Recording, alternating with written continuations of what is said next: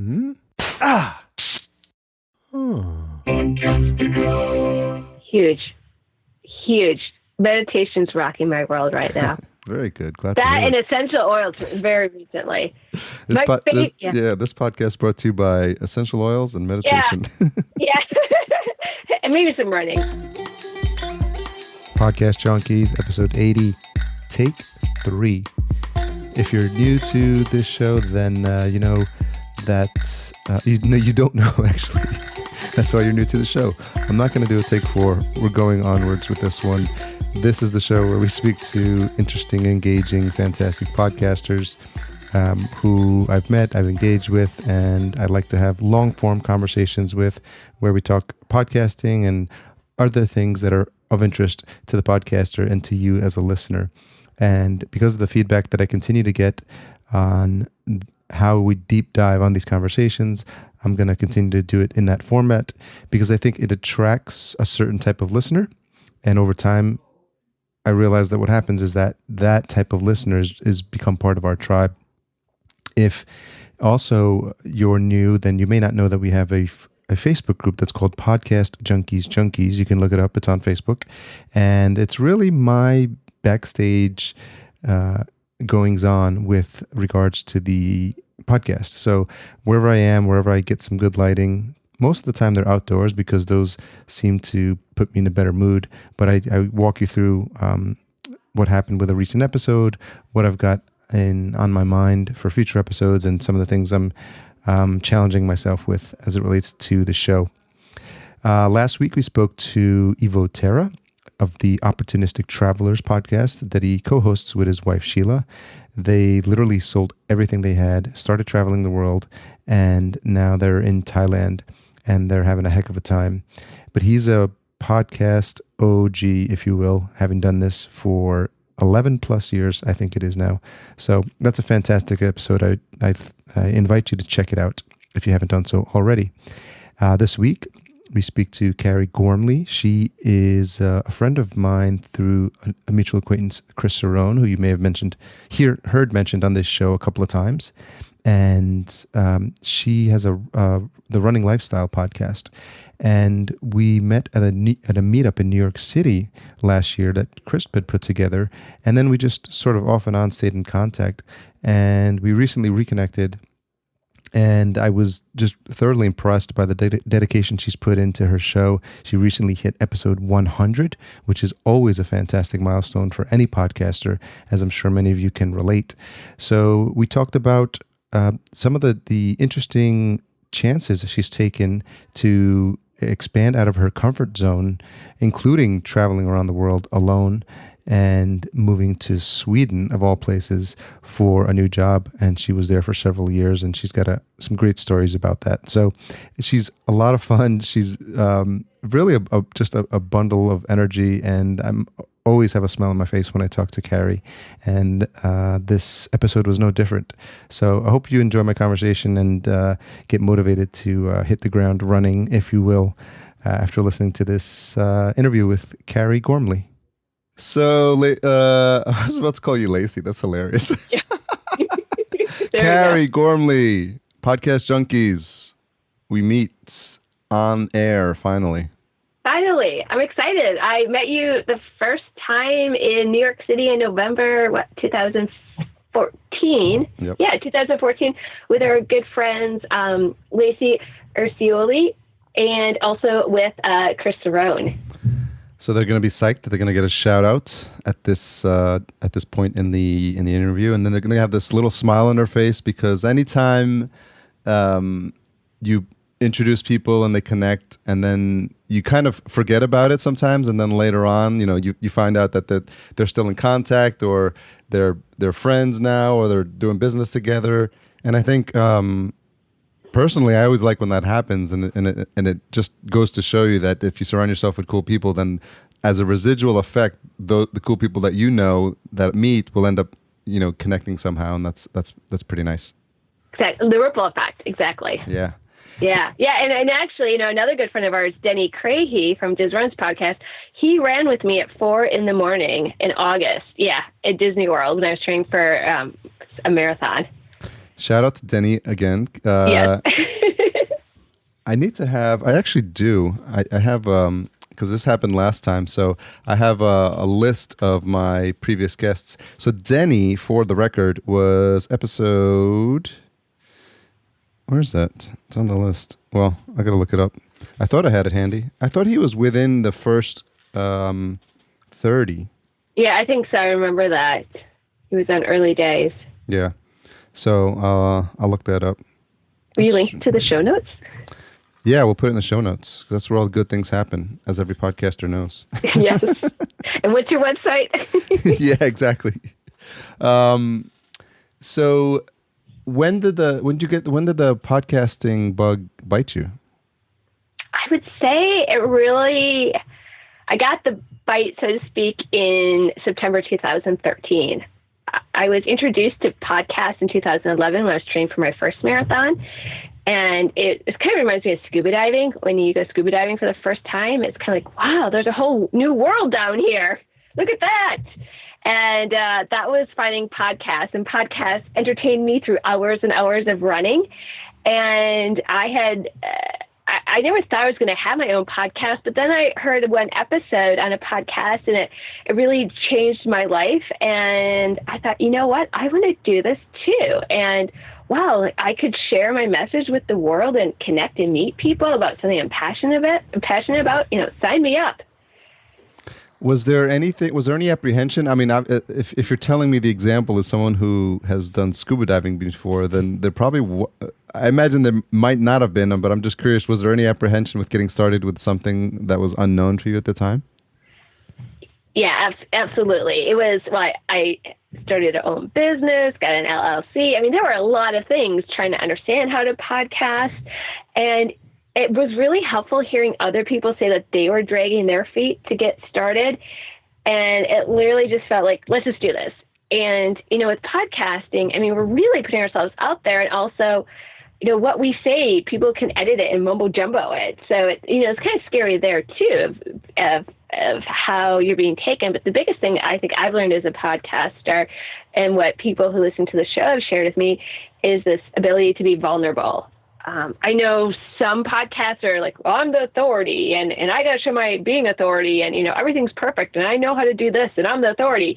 And what I found is, putting yourself out there and saying, okay, even though I have done, 3 marathons, what about this, coach, and so forth, and that people can relate to that. It's like the unedited version. It's like Facebook with some bad news in there sometimes. Was there something you could relate it to in terms of something you've tried in the past where you weren't the expert going in, and there was a long learning curve, and it was intimidating because you didn't know where to start? Besides running, or can I give an example with running? Here's an example.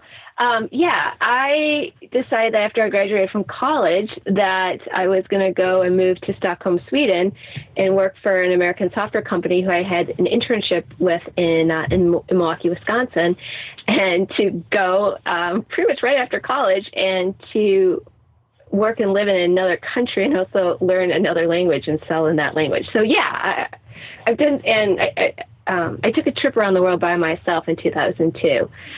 So I have done some kind of gutsy things in the past. Those are actually pretty big gutsy things. So talk to me about the opportunity to work in Sweden, because I imagine there, or you can tell me if there were also matching opportunities or similar opportunities from a job or responsibilities perspective here in the States. But what was it that made you decide you wanted to try something out in a different country?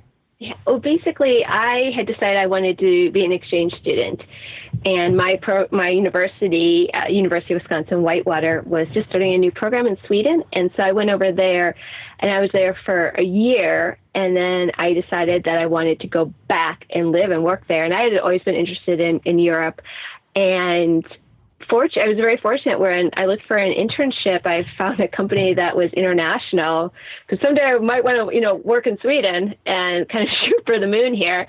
And I was very fortunate where I worked for an office that was wildly successful in the company. So the RD, regional director, was good friends with like the VPs over in Europe, and it was the right time and place, and they were able to make a job for me in Stockholm. So it was it was in the right place at the right time. And what from a cultural perspective, I imagine you grew up in the States? Yes, right? Yeah. So, outside of Milwaukee. So from a cultural perspective, what was the biggest shock for you when you landed there? You know, with the Swedes, they're compared with and level of shyness with the Japanese. And so very reserved unless they're drinking. And I found a lot of times, not all the time, a lot of times if you meet a Swede at a party, they're very different when you meet them like during the day. They're much less reserved, you know. I found a very different drinking culture too. Alcohol is highly taxed in Sweden, and it seemed like there was more of a mindset, not with everybody here, but more of a mindset of I get drunk on Friday and or Saturday night, not during the week. And there's this kind of attitude where I thought it was just a college thing, but I also found it in even working life that you definitely have pre-parties in Sweden. So they would kind of get a buzz and then go and maybe buy a drink or two drinks at the bar. Now that was back in the day, you know, pre-kids, pre-being married, pre-child, I should say. But it was very, very different. And it was also, their food culture is so different too. Yeah. It's more important about traditions and the process.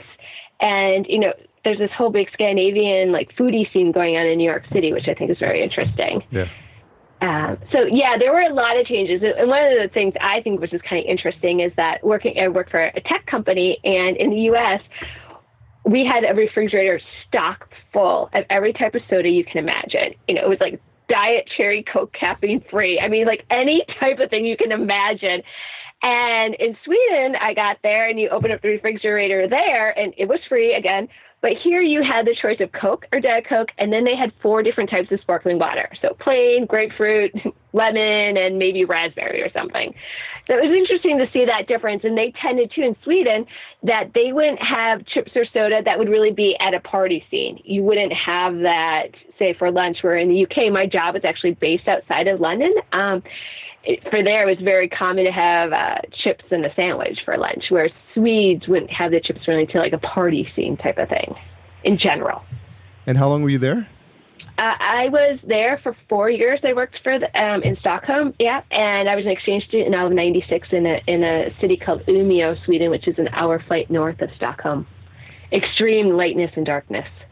Yeah, I've heard that happens a lot. You get these swings where it's only sunny for, maybe 4 hours a day or something like that? Yeah, when I arrived on January 7th in Umeå, Sweden, they told me it'd be dark by 2 o'clock, and I really didn't believe it.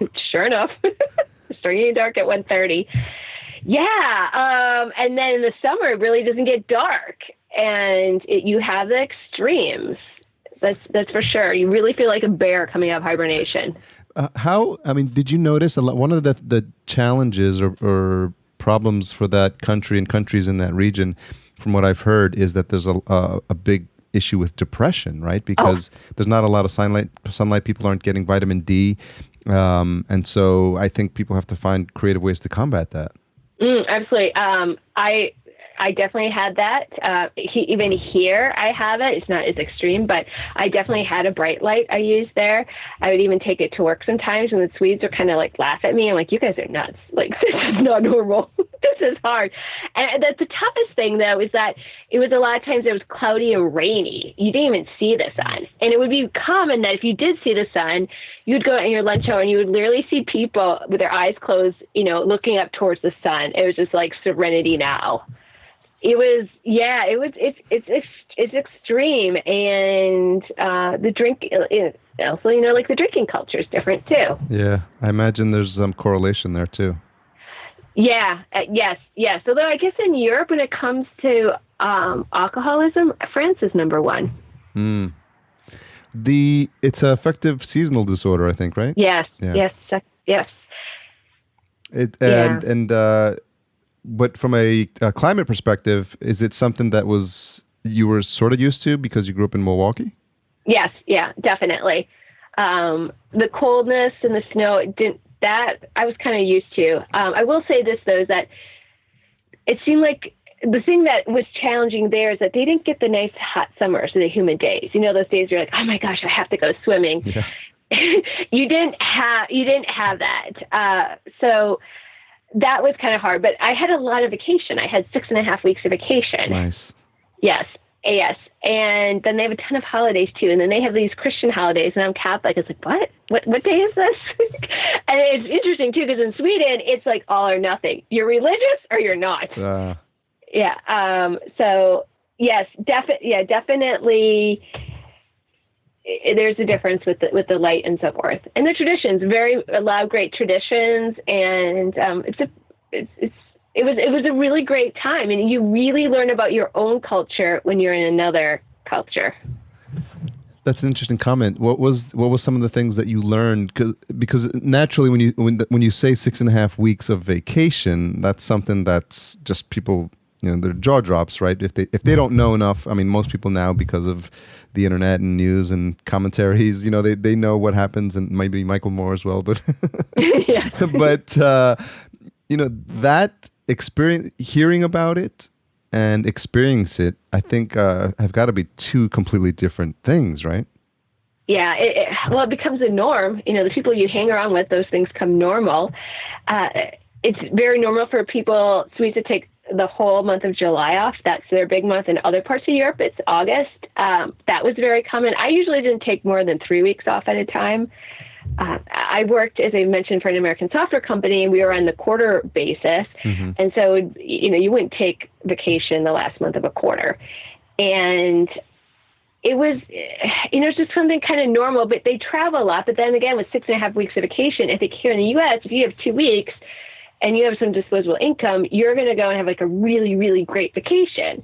And you're going to spend some premium money, like say if you're going to Disney World. And when Disney went into France, they kind of forgot, hey, these people have a ton of vacation. They're not going to pay the higher rates. They're fine maybe having staycations for a lot of that. Mm. Whereas here in the U.S., I think if you have a limited amount, you might make that 1 or 2 vacations like uber, just wonderful.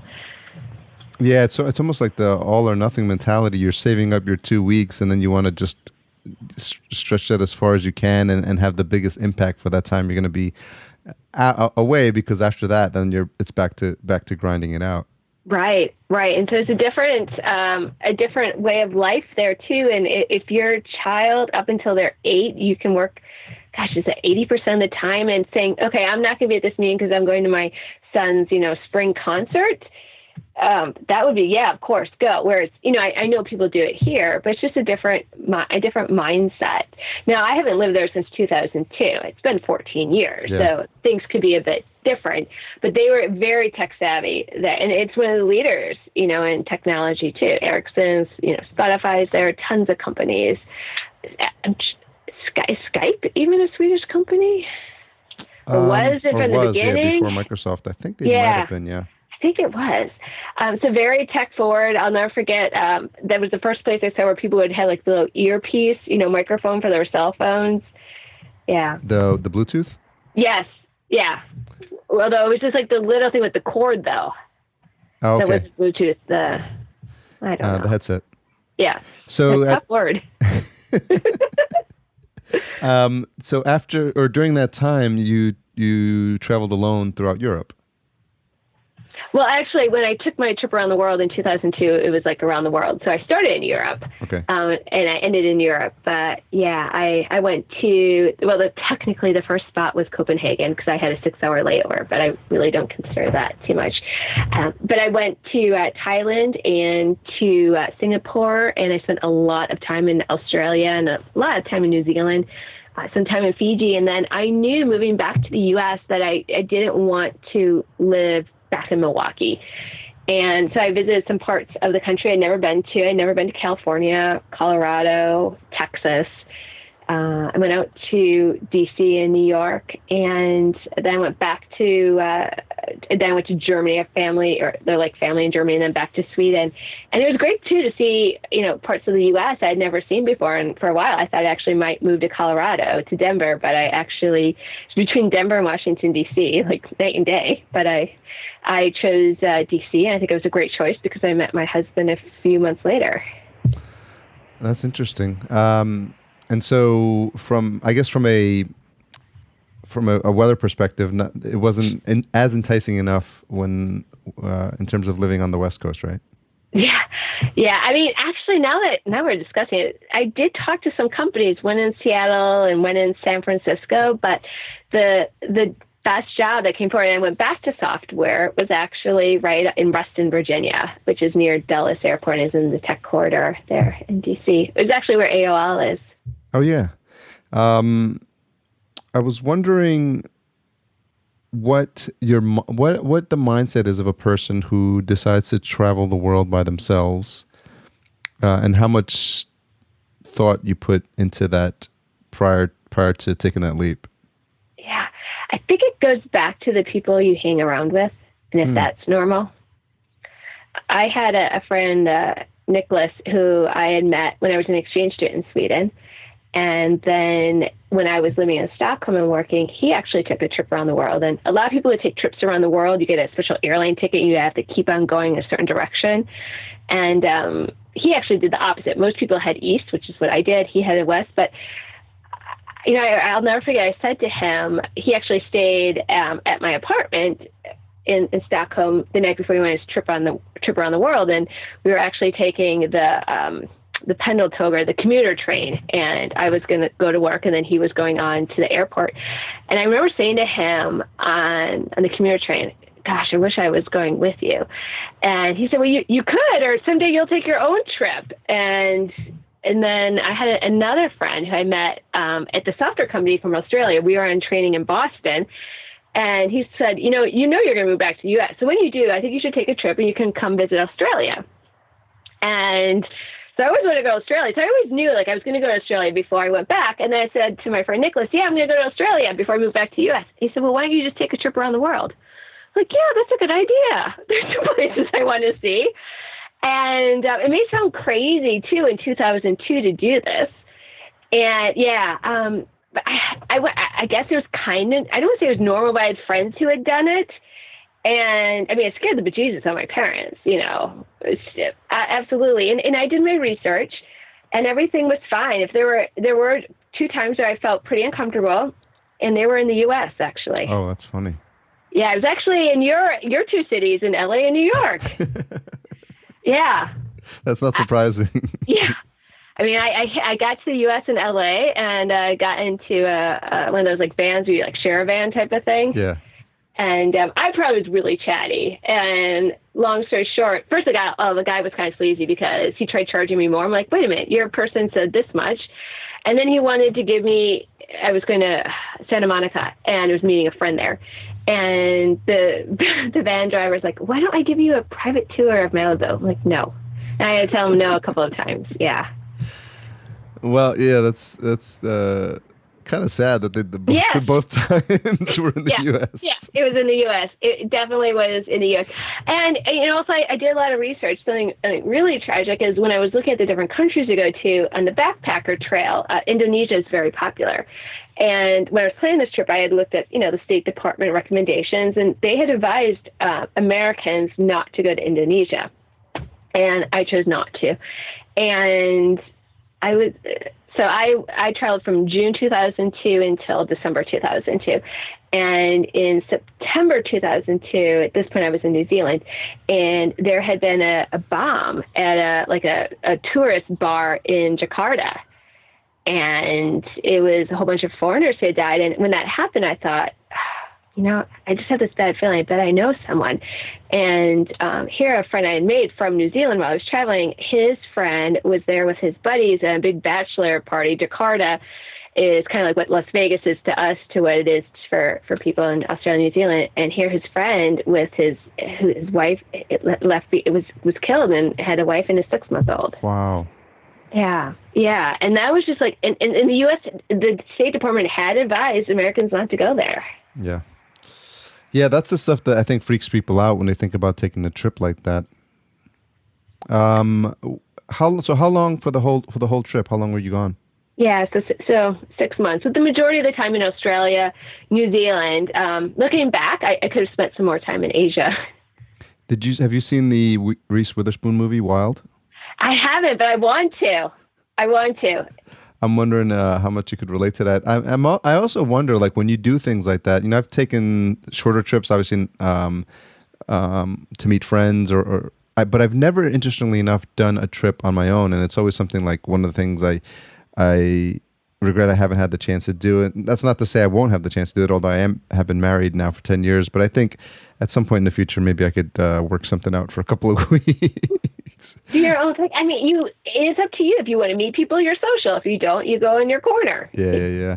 But I think, so what was the biggest discovery for you? And it may not be something that you realized as you're, stepping foot on new ground on day one. But I think as you get closer to like the 6-month mark, a lot, and it's hard to see this because, you can't just look back immediately and be like, oh, I found this, and that. But now that so much time has passed and you've had the time for reflection, do you think there's some key takeaways or some key lessons that you learned about yourself that sort of surprised you at the end of the 6 months? Yeah. When I say like, oh, I lived in Sweden, people are like, wow, that sounds so glamorous. And it's like, there was a lot of stuff that was hard when you don't speak the language and you're a foreigner. Or, oh my gosh, your life must have been easy. You were on the beach, you were doing this and that. And there's this famous meditation expert, John Kabat-Zinn, and he has a book called Wherever You Go, There You Are. And whatever challenges you have, they're still going to be there wherever you are. So that was really key. And the trip was huge for me in a sense of confidence that I can find myself around, and also meeting incredible people. We were having this conversation in the beginning, how you were saying, oh, it's like you attract like-minded people and you're connected. And some of the people I met on my trip are still great friends to this day. And I've seen in multiple countries and continents. And that, I think it's like for a lot of us, we don't know how strong we are. We're stronger than we think we are. And it also told me, I knew, it's very interesting, on this trip, I kind of developed this checklist, kind of like some women will write down exactly what they want in a husband, and, vice versa. And I kind of really knew from this traveling and the time spent in Sweden and then traveling, like what I was looking for in my future husband. And my husband, like, he is that person, and even the negotiables I got.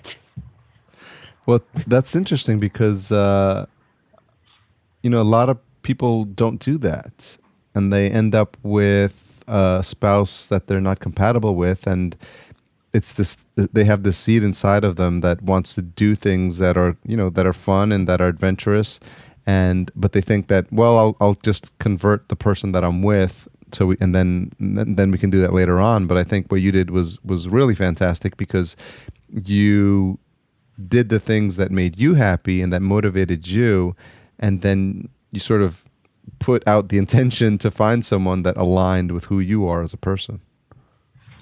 I like to say that I met my husband through a Google search. It's true, because I knew I wanted to be with a fellow traveler. And so when I was in DC, and that was partly why I went to DC, is I wanted to have that whole international experience. And so I think I Googled like International Club DC and found this group called Euronet. And it's basically people are from Europe or have a connection to Europe, and a lot of people from the World Bank and IMF are there. And he was there because he had gotten his MBA in France. And we met, at this bar. He hates it when I say that, but it was a bar. He'll say it was the Toka Cafe. It was in the bar area. I'm like, come on, honey. And we started talking right away. And DC is a massive area. And it turned out we were living a mile apart from each other, but in Virginia, but we met in DC at this event. So it's almost like kind of, I don't want to say being strategic, but if you love to run and running's part of your life, you might find your match at the running club. Yeah, I would think so. Did you do a lot of running while you were traveling the globe? No. So that's the funny thing is that my friend, who I spent Thanksgiving with, my best friend in DC, actually, she was living there at the time. We were going to do a 5K. So I tried to run, and I remember running in New Zealand. It was beautiful, but I wasn't much of a runner. In fact, even when I met my husband, he ran, and he had been in the Air Force and was in ROTC. And I wanted to try to impress him, so I'd go running with him. Did it work? It was really hard. And then, I didn't really start running seriously until we moved up here to Wilmington, Delaware. But he is a runner, although I like to say I like to go the distance. So I like the longer distances, and he likes the shorter distances. And so now you're running, and how long have you been married now? Also 10 years. Oh, congratulations. 2005. So you've been running a while now, and you've run 3 marathons, you said? Actually 6 now. 6, wow. Very impressive. My only claim to fame marathon-wise is that I actually started training for one. Nice. But I started traveling a ton for business. I actually applied for the New York City Marathon when I was living in Atlanta, and I got accepted, and then I started training. And then I had to travel. And then I was up to, I think, 7 miles a day. But it's a huge commitment, and I know a lot of people apply for the New York City Marathon, so it's a big deal to get accepted into the lottery. But it was so I was a runner in high school, so it's something at some point I might try to pick up again. But it's definitely like a commitment, I feel, to make it part of your regular life. Huge. A marathon, training for a marathon really takes over your life. Half marathon, not so much, but it's kind of like people, I have one child, but some people say that when you go from 1 to 2, it's not twice the work, it's a lot more. And I think going from a half marathon to full, but I mean, it's a wonderful experience, and there's no feeling like crossing that finish line and that person putting the medal around you and you thinking like, I've worked so hard for this. And it's for that one moment, right? That moment. And then the funny thing about it is that the race is actually the icing on the cake. Everything else is the training and the sacrifice that you've done. And there are ways nowadays too that are gentler on your bodies. There are different ways that are working very well. Thanks to my podcast, the Running Lifestyle Show, I actually was able to be coached on air by one of the most famous coaches there. And speaking of Atlanta, he's from Atlanta, Jeff Galloway, and he's actually the Run Disney coach. And so the podcast has just opened so many doors, and you're kind of like, well, it's me in my office with a microphone. Well, I think I'm an imposter here. No, I mean, I think everyone underestimates what you can do. And in terms of like measuring our success, sometimes I'm sure I'm going to butcher this one, but when we look back at the progress we've made over the past couple of weeks, it's hard to feel like we're moving, right? But if you look back like a year ago, if you look back 2 years ago and compare it to where you are now, I mean, I've done it myself recently. I'm like, I couldn't have told you that I would have been in this place where I am in my, with my business, for example, 2 years ago. No idea that I could even get to this place. But now that I'm here, I can see the steps I did along the way that got me here. And I think the same thing with your podcast. When you started, and like you said, when you started in your closet and you're just wondering who you're going to talk to and who's going to come on your show, fast forward now, 100 plus episodes, and you're getting some of the some pretty big names in running on your show now. Yeah. I got, that was a huge hit to the ego. I got the most influential person running, Meb Koslewski. He was on, and, I kind of liked it that I got him on, and some other podcasters, have been along longer. Okay. Don't call me a mean name here. That's just the ego talking here, and I realize that. But it's incredible to interview the elites, but then it's also incredible to talk to everyday runners, and we're just like, yeah, we get each other. Like there's a special bond with runners. We're kindred spirits. We get it. We're endorphin junkies. We're like salmon swimming upstream, because this is not normal going these long distances. This is not like the average thing to do. And it's been a lot of fun. And the biggest thing, though, it was great having Meb on. I mean, great, hit to the ego, and it gives some credibility. Come on, when I can say that. But some of my best moments being a podcaster is really connecting with people who listen to the show and then meeting them. Going back to, I'm sorry, go ahead. No, I was just going to say, give me an example of something that sticks in your mind. Yeah, one of the best experiences in my life was, you talked about the New York City Marathon. It is very hard to get in. It's tougher every year. And for instance, in 2015, you could enter the lottery. 14% of the people got in. So do the math. I didn't get in. And neither did on the show. We call her our go-to real food dietitian, Serena Marie RD. So I interview guests, and then Serena and I will talk about something nutrition related. And we bust a lot of food myths. We're not what you see in mass media, where we're talking about some different things. And neither one of us got into the New York City Marathon. And one of the guests on the show is a famous runner, Dean Karnazes. And we have mutual friends, and we have become friends. And we decided, Serena and I decided we would run with the charity that Dean runs for Chicago, New York. And I was pretty clear with Dean that we were interested in New York. And he connected us with the charity, and they're like, yeah, we've been wanting to, work with people on social media. And long story short, they thought I was going to run Chicago too. And I said, no, I do one a year. My mantra for the year is gentle. And Serena's mantra was courage. So when I called her and said, yeah, they think we're running Chicago too, but I said no. And she said, let's do it. Like, ah. So we did, and 5 of the listeners ran with us. 4 ran with us in Chicago, and 1 ran with us in New York. And it was just an incredible experience to train together virtually and then to meet each other at these races. We were great friends, and to work that hard for something and to be able to bring people together through a podcast, it was huge, and it just felt so good to be like, yeah, here's our team, the Running Lifestyle Show for Action for Healthy Kids. Just one of the best experiences, and just talking to some real, and the running community, it's very tight knit, and people helping out. And there's someone he's the chief running officer at Runner's World magazine. His name is Bart Yasso, and he has this famous quote, "Never limit where running can take you." And I interviewed him early days, and then he spent a half an hour with me after the interview, learning about what my goals were. And I was sharing with him that my shoot for the moon interviews, and he helped make that happen. And yeah, it's really, this whole thing is just really a passion where I am very much in favor of a very low sugar, a lower low carbohydrate diet, and you don't really see that in mass media. And I really wanted to take my passion for traveling and for running, and couple it as being a facilitator for Weight Watchers for 7 years. I did that after being in software sales, and to share this message. And it you know how it feels when someone emails you and says, yeah, that episode really meant a lot to me, or I can't wait for another episode, and you feel connected. And we know how intimate it is where someone hears your voice compared to the written word. And then a lot of the runners, because my podcast episodes are an hour and a half, they save them for the long run. So they're running and they're just listening. Whereas, sometimes you might be doing 3 or 4 other things. With my podcast, it's usually you're just running and you have a friend running with you.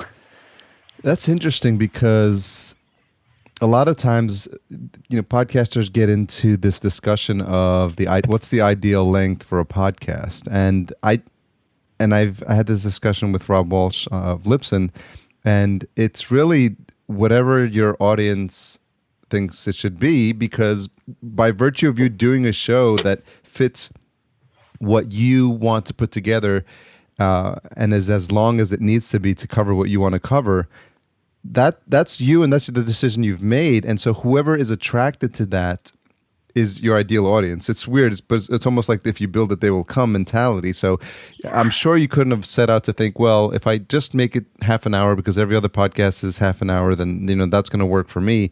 And the example you gave of an hour and a half being ideal for a long run, that's something you don't think about. A typical podcaster wouldn't think about that, but a podcaster that's also a marathon runner would have that. It would just seems like it makes perfect sense. Yeah, perfectly. And I started out doing 3 episodes a week that were half an hour. And it actually ended up where after going to Podcast Movement and talking with fellow podcasters, I just kind of smushed my 3 interviews to one big one. And I did lose a couple of listeners. I had one guy who said, yeah, when you went to a longer one, I didn't listen. But when you had Medbon, I listened. And he was like, that's fine. And by the way, you aren't my avatar. Like although, it always surprises you too. I mean, the people I thought was my avatar in the beginning, I didn't meet any of those people in Chicago. And then they say, okay, well, your real people are the people who do surveys, right? And that answer your surveys, which I get, right? If they're going to spend the time answering your questions, they might be people that if you offer some products, these might be like your people. And when I did my survey, it came out that 85% of my listeners were women. Now, when we look at Google Analytics, no way. It says like 60-40. And I like to think that's probably because guys don't fill out surveys as much as that might be it. Because I do have some guy listeners. I'm like, why didn't you fill out the survey? It's like, I know you. I'd met you in person. Yeah, I didn't feel like it. Whatever. Yeah, there's so many little things that help us as podcasters get a better feel for how we can better serve our audience. And sometimes it feels like we're pulling teeth when we're just asking for like a simple thing like a review or filling out a survey or, commenting on the site or feedback on like artwork or anything, any feedback at all actually is much appreciated, because we're doing this in a vacuum. We're all doing this 9 times out of 10 and 99 times out of 100 in our house, and so we get a little stir crazy when we don't get feedback from other human beings.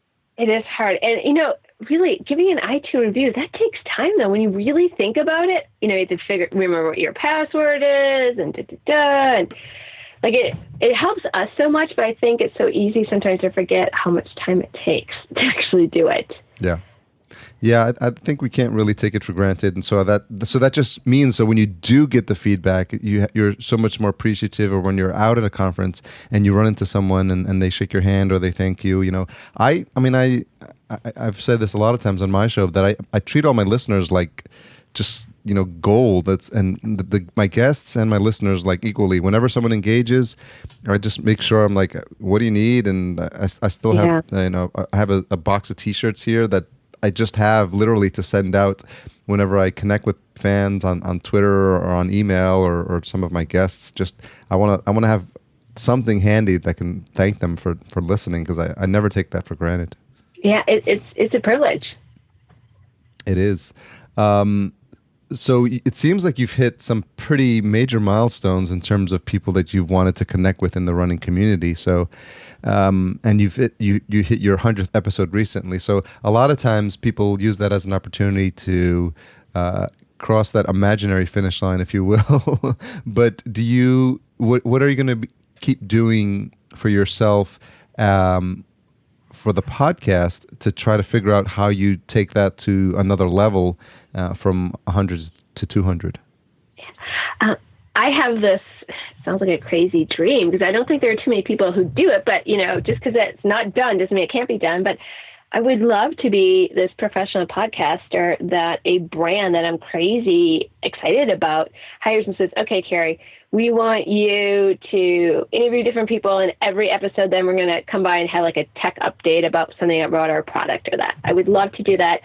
Also to have exclusive community and meetups. I'm really fortunate where this coming weekend I'm actually I had been in contact with one of the listeners, and he lives about an hour and a half away, Harrisburg, Pennsylvania, and that's about an hour and a half from Wilmington. I said, why don't you come down for some races here? And long story short, my son has a swim meet. So he's actually organized, this listener of the show, Jeff Palladino, thank you.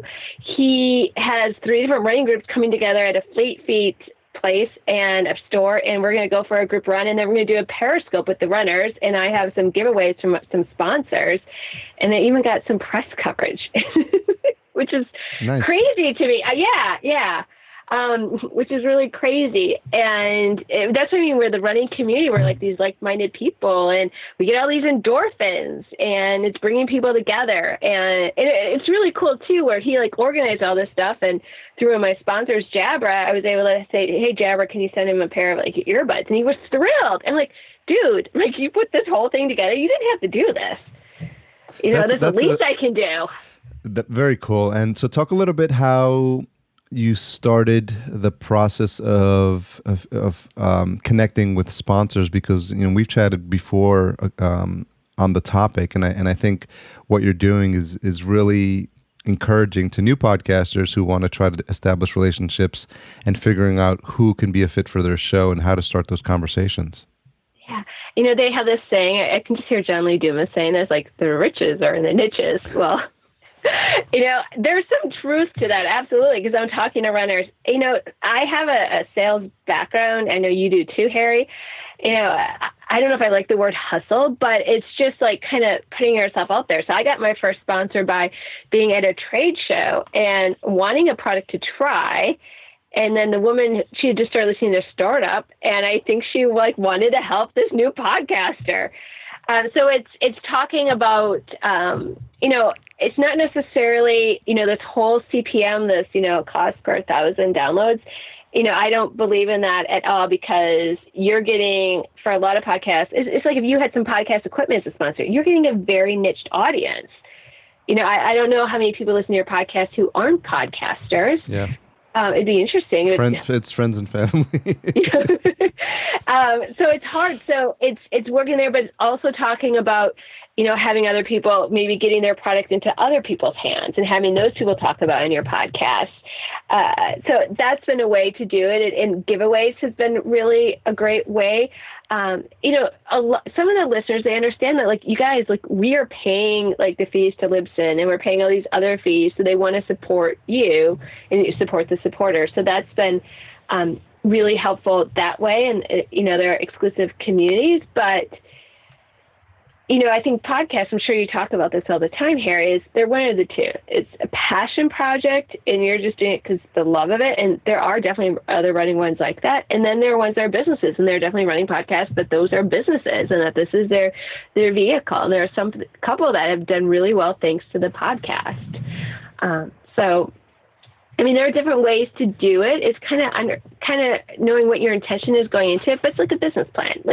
You have the destination, but you're going to take different routes. It's like GPS. You don't know what's going to happen, and then the opportunities. And one of the things you hear over and over, just get started. Forget about editing. It's okay to say and it is that people say, oh, it's about who you talk to. It's like, yeah, but it is. It's who you have access to that you never would otherwise. And you mention some things, and your friends are like, what? Oh, yeah, they're just like they are in the book. They talk like that, too. It's almost, I can be nonchalant about it, but it's fun, but it's more so about that connection, really. That is, and if you see, and it's like, we know this, the more you meet in person, the stronger your connection usually is. Yeah. You cannot replace being in person with someone. No, some of the most important connections I've made, and some of the longest friendships I've made, have started out just from a conference, hanging out together. And there's 2 or 3 days that you get to really vibe with someone, and the people who are like-minded, they sort of congregate together, and they are introduced to friends that are similar in nature. So then, this becomes like a little bit of a family reunion when we get together week in, not weekend, week out, but yeah. year in and year out. Out, yeah. Week in and week out, we'd probably kill each other. So it's like you have this brothership. It's like, Of course, Daddy was going to come run with me, at 4 a.m. in the hot, shade at that time. That's very cool that you guys did that. But there's this aspect of your personality, Kari, that where you mentioned it yourself, that it's like people would describe you as very talkative. And were you always like that? Yeah. I got diagnosed with ADHD later in life, and when I not that everyone who has ADHD is talkative, but once I got the diagnosis, it was kind of funny, like, oh, that explains that. And so it's perfect. I love to be with people. Have me sit down and write blog posts. No, thank you. And I know our buddy Chris Cerrone feels the same way. Yeah, I think some people communicate better in spoken form, and it's obviously everyone who's been on radio and everyone who has a podcast, and all of us as well, we're preaching to the choir. And some people just enjoy the peace and serenity that comes with sitting down with a notebook and a pen and just writing their 1,000 words every single day. And different strokes for different folks. But it seems like you definitely take to speaking. Yeah, absolutely. I mean, I did that for 7 years at Weight Watchers, being a facilitator and a PR contact. And I've been told I have this energy that get people going. I attribute that to rest, though, and being really mindful of the company I keep. That's the beautiful thing about podcasts is you choose your content. It's on demand, and you know what mood you're in, and you control it very easily. It's one of my favorite ways to get news, and those times where you're maybe kind of sad and something's bothering you. It's so easy to distract yourself with a motivational podcast. And the thing I find very interesting is podcasts remind me of kind of how corporations versus the mom and pop Main Street stores we're mom and pop here, and the corporations are like Panoply and NPR and so forth. And my first podcast I listened to was Wait, Don't Tell Me with Peter Sagal, and I actually saw Wait, Don't Tell Me came to Philadelphia. And I saw them, and they had everyone on stage and, all the producers and that. And afterwards, they're answering questions. They're like, yeah, and we only have this many people, and we were able to produce this. I'm like, what? So it's really funny how we all think like, oh, my gosh, I'm doing so much. And you're like, wait a minute, I'm a one-man show. Okay, I do have an excellent production guy. Thank you, Richard. Because, you don't want to sit me in the corner and try to edit. That's not my skill. And that would not be a good use. Plus, it would just drain me, and I wouldn't be a fun person. Yeah, we need to focus on the things that we're really good at. That's something my coach drills into me all the time. Oh, he calls it focusing on our genius. So yes. Because we have this just range of things that it's funny because there's a range of things, and it's things we suck at, things we're okay at, things we're excellent at, and things we're really good at. But those first two got to get off the list really, really easy, really, really quickly. And then the ones where we're excellent at are the ones where we sort of think that's a good use of our time, but it's like we know enough to be dangerous. Like for me, it's like HTML and CSS and fiddling around with like images on a website. Like I could do it, but then like 4 hours later, I'm still doing it. And I'm like, how did this happen? Like, how did I lose my day? Like getting stuck down there. So gradually over time, you just put an hourly rate around what your salary is, and if you could pay someone less than that to do something for you, then you do it. And it's the concept of like why you have someone come and clean your house, right? Or why you go to buy ice at a deli, before you got to go to a party because you don't want to sit home and making ice. Like it's just simple examples like that. But you can think about it as it relates to your podcast as it grows, and as it relates to your business as it grows. Something not to lose track of. Yeah, that is what I tell new podcasters is like if you can outsource it out, unless you really like editing. Yeah, that's true. I mean, I know for a while I think John Lee Dumas edited because he really got a kick out of it. From what I heard, he still does. And for really? I see he had given that up. Really? Yeah, well, maybe just give some. Maybe it's a rumor. Yeah, and for those podcast junkies. I know for those we sort of take it for granted in the podcasting world, but for those who don't know who John Lee Dumas is, he's the host of Entrepreneur on Fire. It's funny because I talked to some people that come from radio, and I was recently at a meetup here in Los Angeles, and 80% of the folks came from radio. They worked at KCRW, and they were, it was one of the guys from Dinner Party Download, Rico, and we were chatting for a bit. And if you mention John Lee Dumas there, no one has any idea who he is. No. And these are prominent podcasters, but they just come from a different silo. So it's just interesting how many different flavors of podcasting. There's the comedy world, and so I try to like dabble in all of them because the only thing I need for them to be is a podcaster, which works out for me. No. Are you an only child, or do you have I have a younger brother. And so, if I talked to your parents when you were like a little kid, and then they see where you've ended up now and what you're doing with the podcast, are they surprised? I don't think they kind of get it. Okay. They kind of do, but they kind of don't. I was in Arizona. I met a listener, and they're like, "Who is this?" This is a person who listens to the podcast. I said it was going to be out in Phoenix. Really? Yeah. But you know what? I don't think, it's funny because I was kind of thinking about this. When I was, I think in like third grade or something, we had to do some school project, and I pretended I was on the Today Show. So I recorded the intro to the Today Show. And then I was there at the desk with my friend Shannon, and I would do these spots. So I guess it's not shocking. And my degree is in marketing, so I had that experience.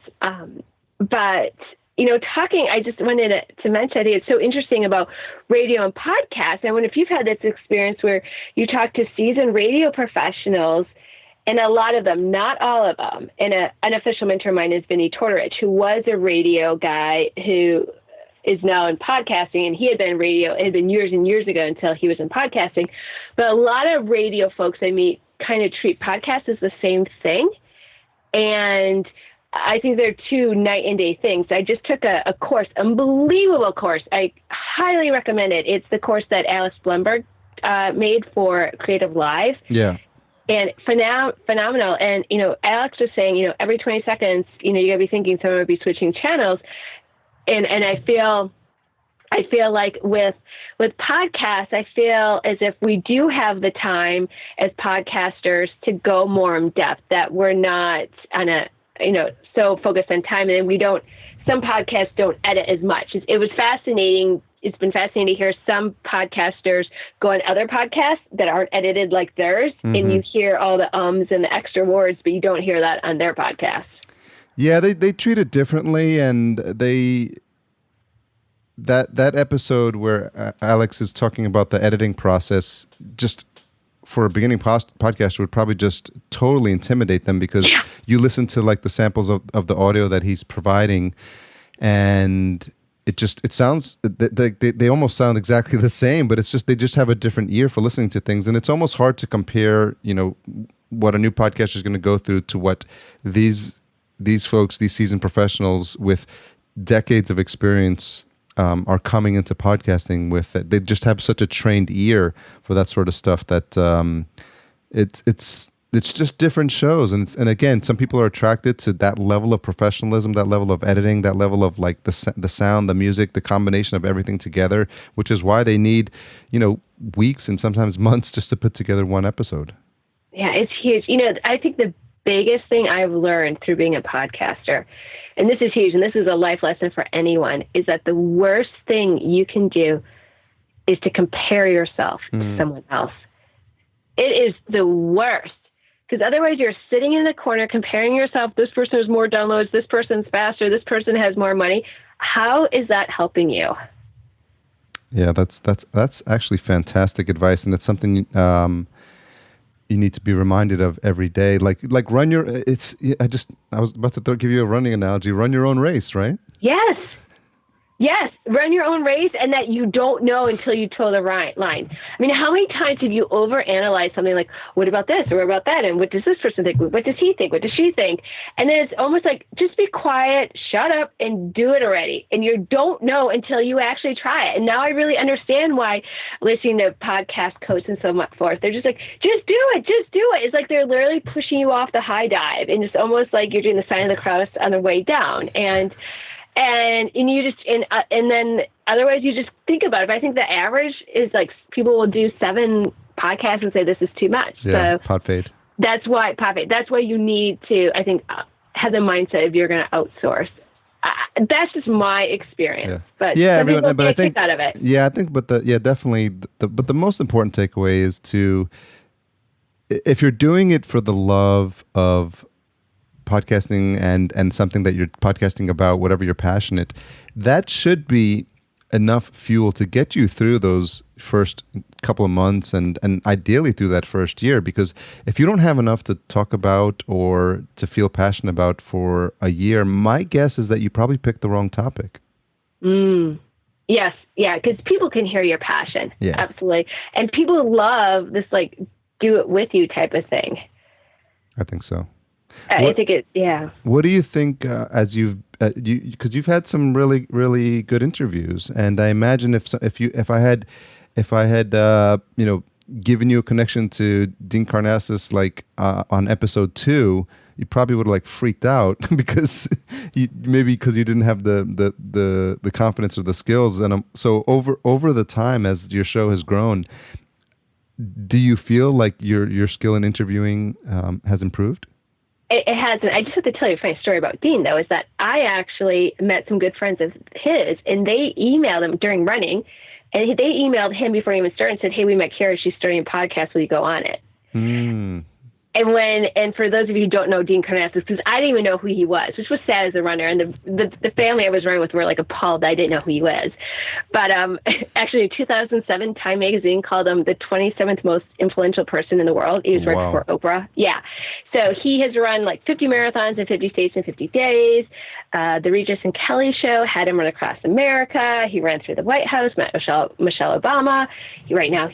So he wrote this really nice message back and said, "Yeah, I'll come on." Great. So I knew he would come on, but then it was scheduling it. It didn't happen for months later, which was really good. And because I was pretty confident that when I met him, and also we had mutual friends. So that felt good. But I still get nervous. But, the interesting thing is I was freaking out when I met Meb. I mean, it took 4 different angles to get him. And when you met who? Meb Keflezighi. He's this famous runner. And that was about a year into me podcasting. But then it's really evolved to, we have a guest, I've had her on a couple of times. Her name is Kim Stemple, and there's another way of putting it, she's dying. And she created this, it's not a non-for-profit, it's like a group. It's some type of thing where it's like you don't pay taxes, whatever, called We Finish Together. And it's where people take their medals and they give it to a fleet, and then the fleet gives it to, say, like nursing homes or kids in children's hospitals. And I was more nervous interviewing her because this is her legacy. Yeah. And letting her speak, say what she wants to say, and to make it really good, and people can say, here's our founder. So that was really hard. Talk about being nervous. It made a bigger impact, I would say. That's just true. Different. And we never know when something can happen. I mean, it's kind of strange if you think about, I don't want to get morbid here, but the fact that we have this like living this audio legacy for our family. Yeah, it's something to think about. And as you have those experiences, I think it's a good thing to be reminded of those and to sort of put things into perspective as to really what's important. Yeah. Through this journey, I've really come to realize that there are 3 things in life that really matter. And that's our bodies, because whatever happens, we know we have our body. It's our experiences, because no one can take away crossing the finish line of a marathon or take away a fun time at a conference, or a really great, time with a friend. You're laughing hysterically. And it's our relationships. Our bodies, our experience, and our relationships. And podcasts have just catapulted those 3 things in my life. And I wonder if it's the same thing perhaps in your life too. Yeah, most definitely. And I think on all fronts as well, because it's not something I would have seen coming into it, but then we don't, like I said, I couldn't have imagined where the connections I've made, the people I've met, the conversations I've had, the places I've been able to travel as a result of the show, all those things. And it's just a continuing reminder, and why I like to continue to speak to podcasters, is to inspire people who are listening to the show for the first time, and they're getting started and they want to hear the stories, because every single person that I spoke to has just a unique story about how they got to where they are in podcasting, and they're all interesting paths, and there is no one way to get to this point. I think the one thing that does unify them all is that they have a passion for podcasting and for telling a story. That is. And this idea where we can be like, just do it. Okay. It's like, okay, that's easy to say. And the next question really is like, okay, what are your fears? What are your concerns? Okay, let's walk, let's think these through. Let's do like a mind map here. Yeah. Because most of the time when we don't do something, it's fear. Totally. It's what could happen instead of like what can happen. It's almost like that, the abundance theory versus the scarcity.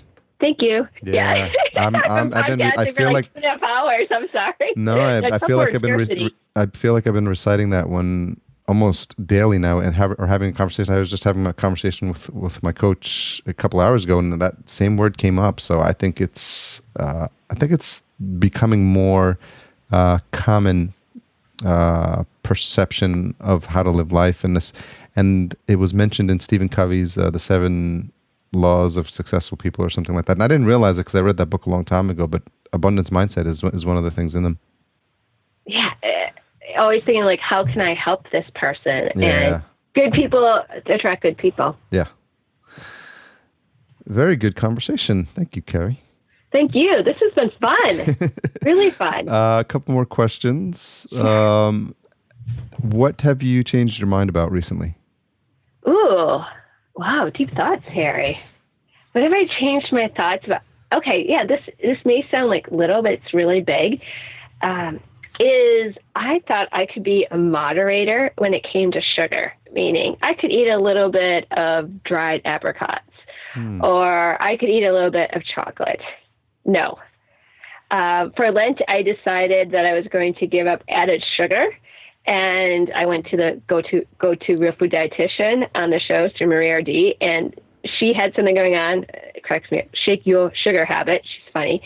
And she's like, no, you're not going to have bananas. Like, her thing is you can have berries and citrus. And since I got off of the sugar, wow, I have so much more energy. I'm sleeping better. My skin is clearer. My hands aren't as dry. They're not like bleeding from as much dry skin. So I really thought I was a moderator when it came to sugar. And for runners, a lot of runners fuel with sugar, right? You need a quick shot. But I've given up sugar in the past, and it came back in, and now I've given up again. And right now I don't crave it, and I feel so much better. Interesting. Yeah, it's one of those things you have to go through a period probably of withdrawal to get it out of your system. Yeah. Yes. Yeah, so you can do it. It's about 3 days, headaches. But you know what I found out recently and people rave about, and now I get it. It's kind of like people would rave about the New York City Marathon. I didn't get it until, okay, now I got it, is essential oils. Oh, yeah. Wow. Do you use them?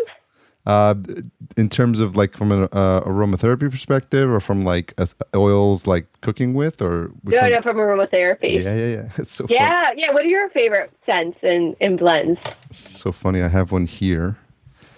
These are hard to read. I don't know why these labels are incredibly small, but I think it's lavender, marjoram, patchouli, mandarin, geranium, and chamomile. And this is something that I found online. It's called relaxation. Oh, nice. Yeah, I thought. And then there's a package of 4, and there's another one called meditation. And this is ylang. I can never pronounce that one. Patchouli, frankincense, clary sage, orange, sweet, and thyme essential oils. And this is called meditation. Nice. Do you meditate? I do. What's your practice like? Tell me about it. It's just finding time every morning. I've got my latest one is just some Tibetan chimes. It's about 30 minutes, and I just have a program in, and it kind of like bounces from ear to ear. It's some tones, but it goes for about 30 minutes, and I try to get up as early as I can. Sometimes like around 6. And because you need to be in a place where it's going to be quiet and silent. So I come into my office, have the blinds closed, and just try to shut out all other sensory input and try to stay focused on the meditation. And the later you do it in the morning, the sounds of the morning start waking you up, so it gets a little bit harder. So that's part of the reason why an early morning meditation works, because it's relatively quiet, and you can find some time to sort of gather your thoughts. And I really feel like it starts the morning off on a good note, because there's a lot of distractions that happen throughout the day. And if you don't have a regular practice, those things seem to affect me more when I don't do it. Huge. Meditation's rocking my world right now. Very good. Glad that to hear and essential oils very recently. This podcast brought to you by essential oils and meditation. Yeah. and maybe some running. But I'm telling you, like, my favorite morning now is I wake up naturally, although this morning I slept in, which is kind of bizarre. But going upstairs and having the diffuser, and then there's like an awake one that has like 6 different oils in it. And then meditating. I actually meditate with Oprah and Deepak. They do these different courses. Nice. And then it's transcendental, so you have the music and love it. And you learn at the same time, and so good. And that's big abundance mindset, Oprah and Deepak. Huge. Totally. Yeah, so I think, I hope we've given some listeners some tools, everything from running to, so you got the body in there, you got the mind, the spirit, all firing on all cylinders. Relationships. Yeah, very important experiences. Our experiences of being with other people, the relationships. Yeah. Like you get sound body to do that. Of course. Very cool. I'm glad we got to spend some time getting to know each other a little bit better and getting to figure out what it is that makes Kari tick. Thank you. And hearing some behind the scenes with you, Harry, and what makes you tick with meditation and coaching and outsourcing the things that aren't your expertise. Yeah, important. Huge. It's going to be exciting to see where we're at a year from now, right? Yeah. Who knows? Maybe you can come on the show and tell us about, a half marathon or a 5K. That's an interesting... There, that's your invitation. You can gain access to the Running Lifestyle Show by crossing the finish line of 5K. I can do a 5K. I've done a couple 5Ks. Okay. I can do another one, yeah. And I'm looking for runners who have the shorter distances. Okay. And who aren't running all these marathons. I've done enough of that.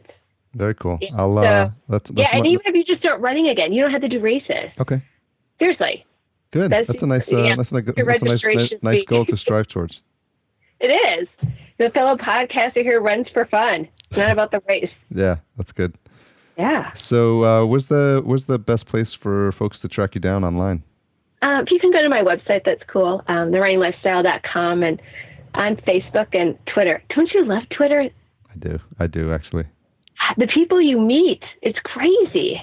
Yeah, I've actually booked guests through Twitter conversations. Oh, sure.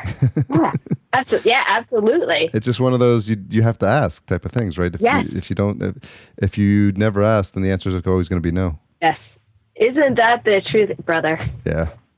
Well, Kari, thanks so much for taking the time to come on. I know we've tried to add a couple of back and forths getting this scheduled, but I'm glad we were able to parlay that initial meeting in person to continue our friendship and to have you come on the show. Awesome. Thank you so much, Harry. I really appreciate it. Hope stay warm. I know it's cold on the East Coast. It is. Spring's coming. And have a fantastic night. Thank you. You too. Okay. So how about that challenge at the end from Kari, which caught me a little bit off guard, where she invited me onto the show, and I was thinking to myself, well, it's a running show. And then she said, well, obviously you're going to have to do a bit of running. And she made it easy for me. She wasn't asking me to run a marathon or a half marathon, but I think I can pull up a 5K. And I think that's an interesting little way for me to get moving and pick a race a couple of months down the road and get that done. And I think it's a feeling of accomplishment when you set these small challenges for yourself. And then when I'm on the show, I'll be happy feeling that I've done that, and I put that challenge to myself and that I accomplished it. And I think nothing but good things can happen when you do that. So I invite you to do the same, set small challenges and see if you can push yourself to meet them. So thanks to Cedar and Soil for the intro and outro music. You can find more information at cedarsoil.com. Don't forget that we are a proud member of Podcastica. I almost said Podcast Junkies, but it's Podcastica. And if you missed the news in past episodes, we have a new member, and it's the One Mind Meditation Podcast with my old friend and recent guest on Podcast Junkies, Morgan Dix. So it's nice when you go to the website. It's now evenly spaced out with 8 shows.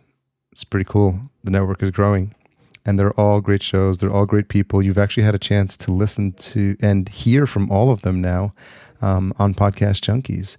So you can't really say that you don't know the hosts because you actually know them all. What else? support the show, head on over, read the show notes. We put some time into putting those together. We give you a recap, and we're using a new player from Simple Podcast Player, courtesy of Hani Mora. Shout out to Hani.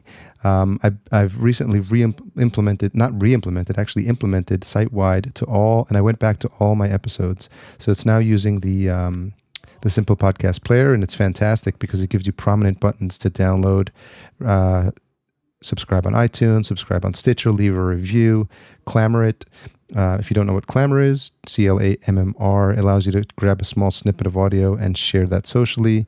You can subscribe via RSS, via Android, and also on Spreaker. So the other cool thing that they just added with this recent release is it takes advantage of those timestamps that I've put into every single show notes. So now you literally can click on the timestamp and it'll start playing that within there. So if you just want to peruse through an episode and catch a snippet of something that grabbed your attention in those timestamps, you can do that as well.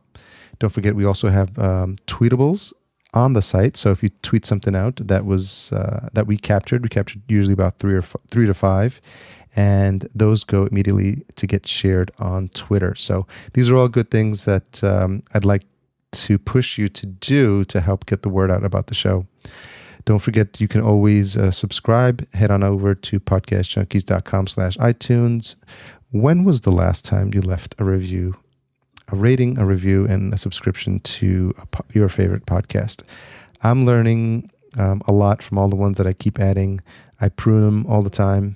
That was a term that Evo used on the last episode about pruning your friends. I think you should prune your podcasts and keep them up to date with the things that interest you. So do that, check it out. And don't forget, we also have an affiliates page on the site. Just simply go to the homepage, podcastjunkies.com, and click on the affiliates, and that's a growing list of services that we use. And if you happen to use them, then we get a little bit of love from that as well, because it's small ways that you can support the show. But spreading the word is probably the best way, because the more listeners we get, the better for all of us. So have a fantastic week, you guys. Thanks again for listening. I truly appreciate it, and I really love your support that you're providing to the show. Take care.